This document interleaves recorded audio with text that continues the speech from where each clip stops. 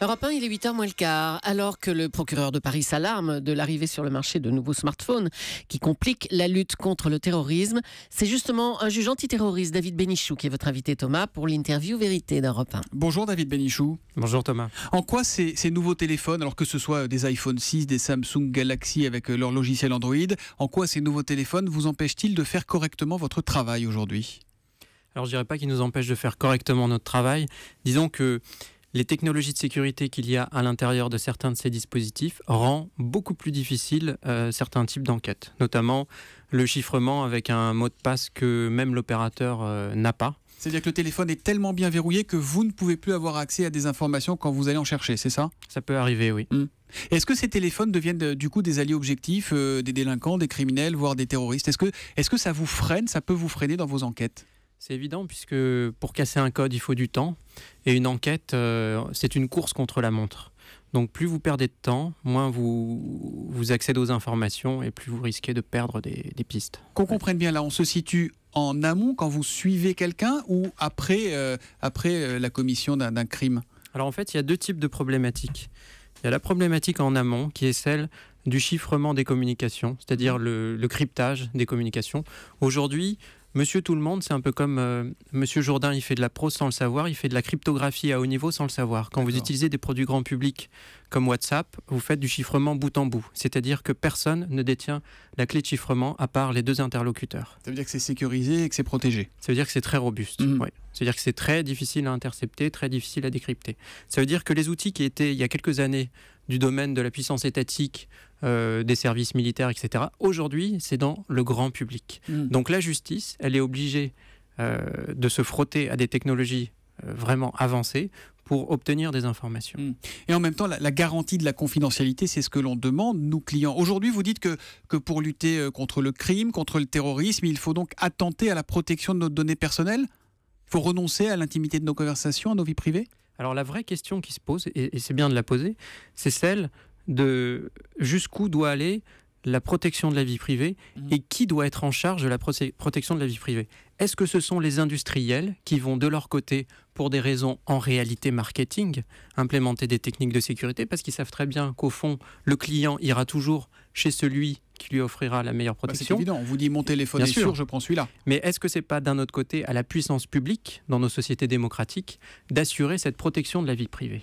Parce que c'est la puissance publique qu'on va aller voir ensuite pour protéger la population, pour assurer sa sécurité.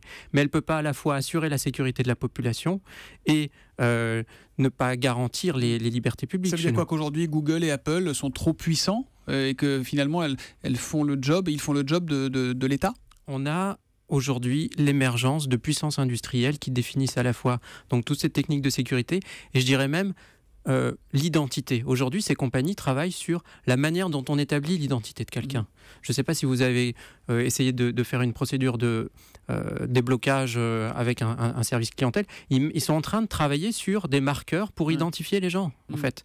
Donc, on a quelque part des puissances para-étatiques qui émergent et qui définissent les standards de sécurité, les standards de vie privée. Donc, il y a une vraie question à poser, c'est qui aujourd'hui dans nos sociétés va définir les standards ? Est-ce que c'est la puissance publique, nos élus, ou est-ce que ce sont des industriels à qui on achète des smartphones ? Et on entend en tout cas qu'aujourd'hui la puissance publique semble un peu débordée, dépassée par ces industriels. Mais il y a un équilibre possible entre le respect de la vie privée et les impératifs de sécurité où il faut sacrifier soit l'un soit l'autre. Moi je pense qu'il y a absolument, évidemment, un équilibre possible. Et cet équilibre, c'est quoi ? C'est le juge. Dans nos sociétés démocratiques. En Europe, on a un des standards les plus hauts de protection des droits de l'homme. On n'a aucune crainte à avoir par rapport à l'existence de ces contrôles. Et quand j'entends des arguments qui disent « Ah mais oui, mais sans smartphone sécurisé, les gens dans les dictatures ne pourraient pas s'exprimer. Ici, on n'est pas en dictature. Et je ne crois pas que Facebook permette aux Coréens du Nord de s'exprimer librement. Voilà. Prenons le cas d'Ayoub El-Kazani, le terroriste du Thalys. Est-ce que vous, les juges antiterroristes, vous rencontrez ce genre de problème ? Est-ce qu'il avait, je ne sais pas, un téléphone qui vous empêche d'avancer, par exemple ? Je ne parlerai pas d'affaires en particulier. Mais vous arrivez à comprendre aujourd'hui les liens qui paraissent isolés entre ces individus et au-delà du cas d'El-Kazani ? Est-ce que vous arrivez à comprendre dans vos enquêtes les liens ? Est-ce que ça passe par les téléphones, ces liens entre ces terroristes qui paraissent isolés et l'organisation État islamique ?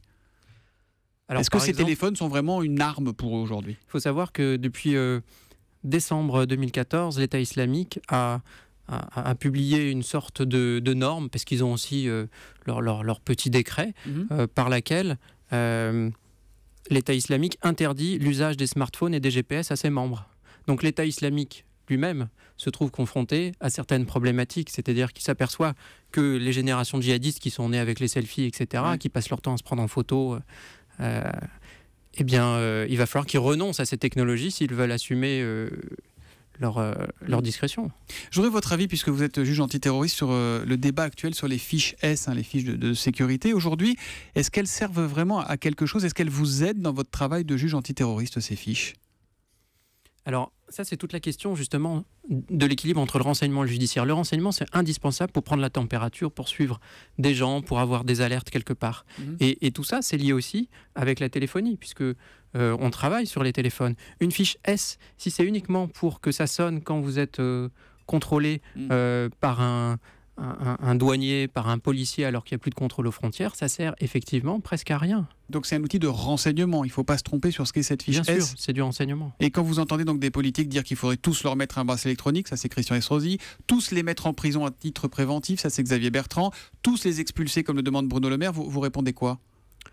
Je réponds que c'est peut-être un propos caricatural et une certaine méconnaissance de ce qu'est réellement un travail de renseignement. Aujourd'hui, est-ce que vous avez le sentiment, David Bénichou, que l'on est armé face à la menace terroriste, dont on a compris maintenant qu'elle touchait tout le monde, partout sous le territoire? Est-ce que les contrôles discriminatoires, par exemple, vous êtes pour vous? Est-ce que vous en avez besoin? Judiciairement, on n'en a pas besoin. Là, on est plus dans une sorte de police administrative, c'est-à-dire une prévention. Toute la question d'un contrôle, c'est qu'il y a toujours des indices qui font qu'on va contrôler ou pas telle personne. Moi, je dirais qu'aujourd'hui, il n'y a plus de contrôle discriminatoire au sens délit de faciès. Ça n'existe plus. Nous, on a des djihadistes qui sont plus roux que M. Cohn-Bendit. Voilà. C'est oui, qui est de moins en moins roux, Dany qui est de plus en plus blanc. Oui, il n'y a pas une tête de terroriste. Non, même qu'il n'y a pas une tête de criminel. Non, il faut sortir de ces clichés.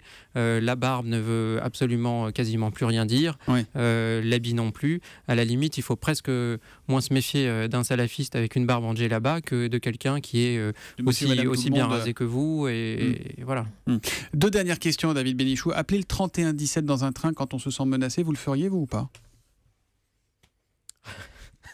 Non, je ne crois pas que mon réflexe, ce serait d'appeler au téléphone. Donc ça, c'est de la communication, ça vous paraît pas utile dans la lutte contre le terrorisme? Il y a déjà le 17, quand il y a un problème quelque part. Donc, à condition d'avoir du réseau, évidemment, dans le train. Ouais. Et aujourd'hui, sur une échelle de 0 à 10, vous estimez à combien les chances qu'un nouvel attentat se produise en France?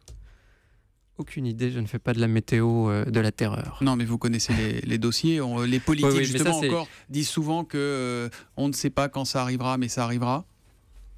Évidemment, vous savez, c'est comme... je pense qu'il faut vivre avec ça un peu, avec une sorte de fatalité, un peu comme les accidents domestiques. Vous savez, ça arrive parfois. Mais les accidents domestiques, ça ne nous terrorise pas. Voilà. Et la meilleure réponse, c'est quoi? C'est la vigilance de tout le monde? La vigilance de tout le monde, la lutte sans cesse, la prévention, voilà. De 0 à 10, la lutte sereine, je dirais. On est plutôt vers 10 ou plutôt vers 0 quand même, honnêtement? On sera plutôt vers 10 la veille de quand ça arrivera. Et voilà. C'est impossible à dire. C'est impossible à dire.